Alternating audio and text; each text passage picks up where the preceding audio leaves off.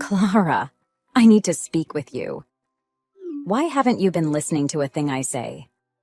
Don't you remember that you promised to come to my house this morning to make breakfast for me? Bring the vegetables here and prepare. Oh, good morning to you too, Dolores. I'm pretty sure I already told you, but I'm afraid that while today would normally be a day off, I still need to go to work, so I'm afraid I can't come today. What are you talking about? That sort of thing is something you can leave to another staff member, can't you? What are you trying so hard for? It's not like a woman like you is going to be able to climb the corporate ladder anyway, regardless of how hard you try. Just work normally like everybody else. You shouldn't be trying to go the extra mile. Honestly, and here I was thinking that you would quit your job once you got married. And yet here you are, treating the all-important mother of your husband. In other words, me, like I'm chopped liver and are just continuing to work. And on a day you're supposed to have off, no less? That's exactly the sort of day you should be accomplishing the tasks you have as a wife instead. I'll set aside my concerns about what you just said for a moment. If we go along with your logic, you're a wife as well, aren't you? Excuse me? Considering your house and mine are completely separate entities in two distinct areas. This implies that our two families have distinct living spaces and activities. Why don't you take care of your own meals? Oh my. I was wondering what sort of drivel you would come up with. I don't think you understand your place in this relationship. I am the mother of your husband. The moment you became my son's wife, I became your mother-in-law, and there is a certain standing that comes with that. A mother-in-law is to be considered a vital part of the family, and a good wife needs to do as her mother-in-law asks and treat her with the utmost respect. If you have the time to make pointless arguments that do nothing but show how little you understand, you have time to come here and do the breakfast. I'll be getting off the train soon, so I'm going to get going. Goodbye. What? How dare you try to just ignore me? Clara, stop being so impudent with me and come back here already. A new wife like you has no right to act so selfishly to someone like me. Cut the arrogance and answer me.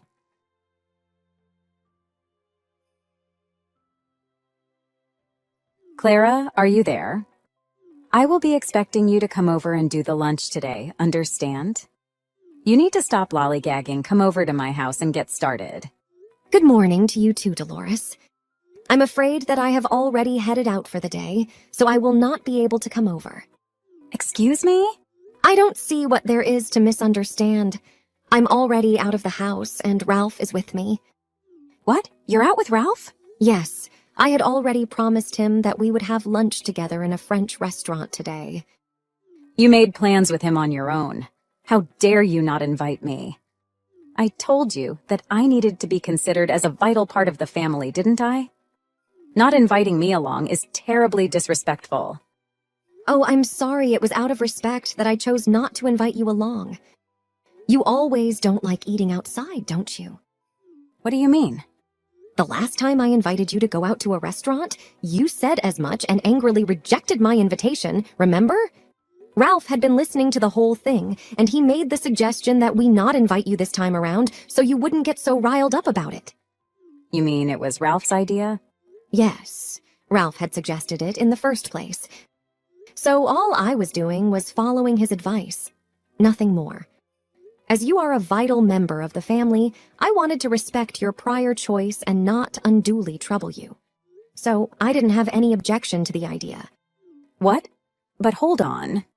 I'm sorry, but Ralph and I are going to be arriving at the restaurant shortly, so I won't be responding to further texts.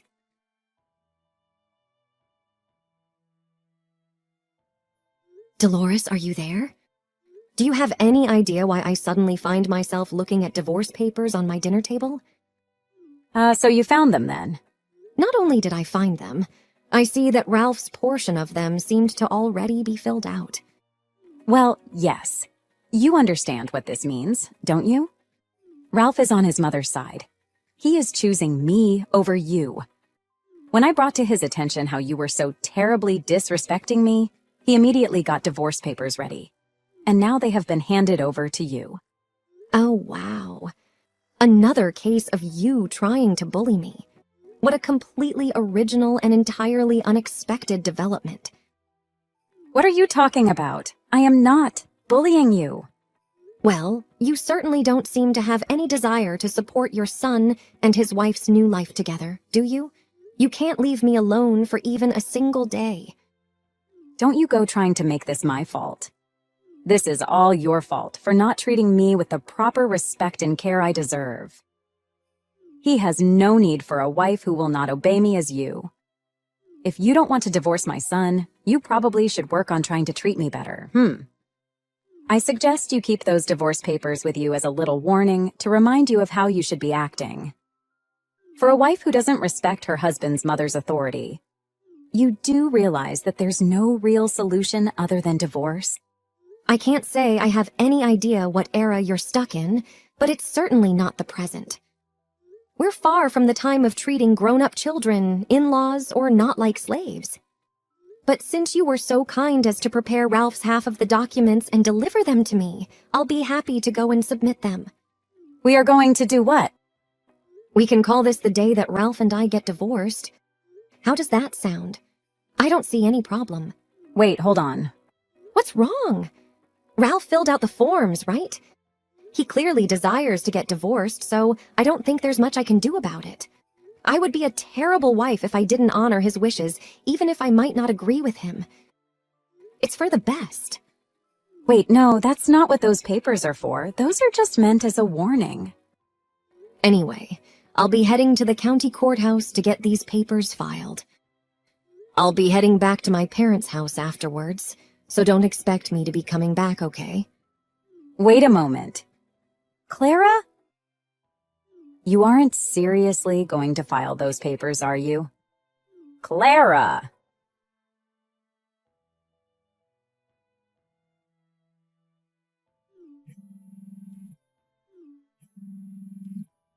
Clara, pick up the phone. What is going on here? What is happening? Oh, hello, my ex-mother-in-law. Huh? Ex? Oh, that's right. I guess calling you something like that makes it sound horribly disrespectful. Why don't I just call you by your name like I always did instead? Anyways, Dolores, what is it you want to ask me? Yes. That's right. You're being horribly rude. Don't you think you're going too far? I'm sorry. I'm afraid I don't know what you mean. Why do I have to move out of this house? It's like I was gotten out suddenly. Furthermore, it was you who suggested that I move out. What's happening to me? It's utterly ridiculous. His rudeness truly knows no bounds. Oh, really? You still don't understand what's going on? I truly don't understand what's happening. I want you to explain it clearly. It seems like Ralph hasn't told you, but I think you should ask your son. I don't want to say much to you. Quickly pack your things and leave by next Monday. I need to take back this house. It seems like you're being quite arrogant. You're acting as if you're the owner of this house. That's right. You're absolutely right.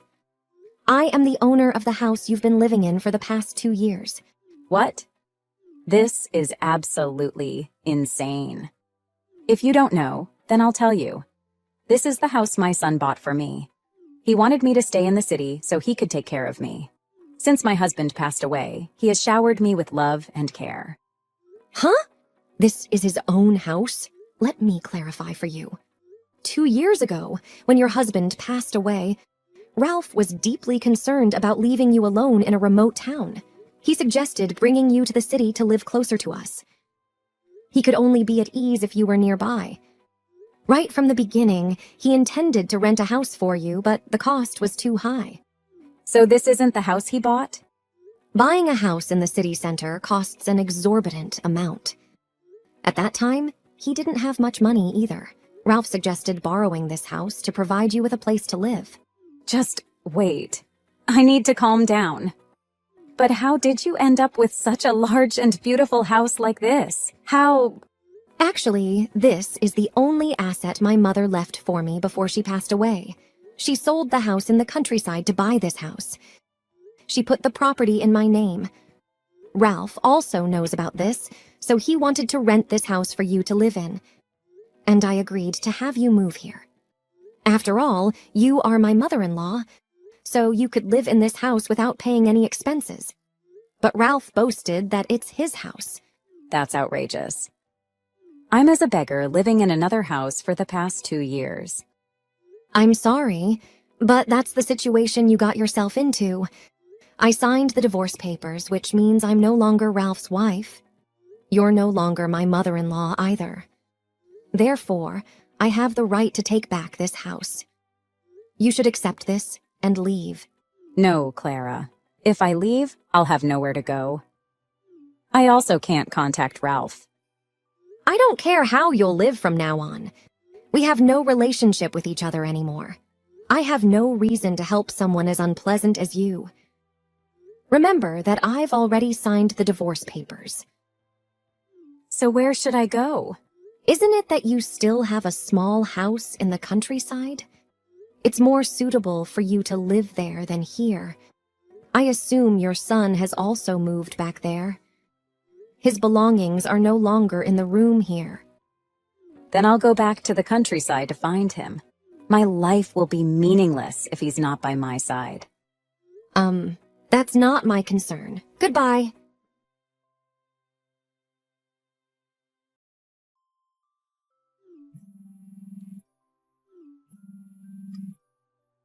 Kara, please, answer the phone. Look, let's just cancel the divorce, okay? How does that sound? Please, can't you just go back to how things were with him? I'm sorry. What? What are you going on about all of a sudden? Ralph said some terrible things. To me, I'll just quote it directly. He said, "I don't want to live with a mother who makes my wife get a divorce because she won't obey unreasonable demands. He told me to live my own life." Oh my, that's completely understandable. Honestly, I don't even know why you're surprised. What? Look, Dolores, there's something you need to understand. It has to do with those divorce papers that you left for me to find. I knew that Ralph hadn't filled out those forms himself. From the very beginning, it was obvious that you had filled everything out yourself. Excuse me? The handwriting is completely different. Anyone who has seen Ralph write anything would notice the difference. You mean you filed the papers even though you knew all of that? Yes, I have submitted it. Please withdraw them. He's not at fault in this matter at all. Not even falsely claiming ownership of the house. It's all me. I've shattered the happiness of your marriage. I truly apologize. Actually, I just wanted to scare you because you weren't listening to me. You didn't care about my meals. I just wanted to give you a lesson, but Ralph got very angry with me, and it seems like he doesn't want to see me anymore. Please accept that your son doesn't want you anymore and go back to your rural area. The divorce case will be processed soon, so please don't bother me anymore. In other words, from now on, we are strangers. Why does nobody care about me? Why will nobody take care of me anymore?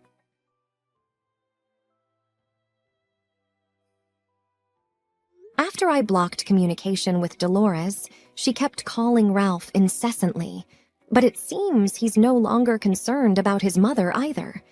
She lives alone in a small countryside house and takes care of herself. From what I've heard, she's doing farming in the countryside to make a living day by day. Yet, she still complains all day about rural life. She can't distinguish between selfishness and care, probably feeling lonely after losing her husband. Therefore, her actions are driven by a desire to grasp attention and affection from everyone. But it seems like no one cares about her. My life alone isn't too bad either. I'm free to do things I enjoy without her constant nagging. I don't need to serve or cook for anyone anymore. Ralph, on the other hand, hasn't been in touch with me either.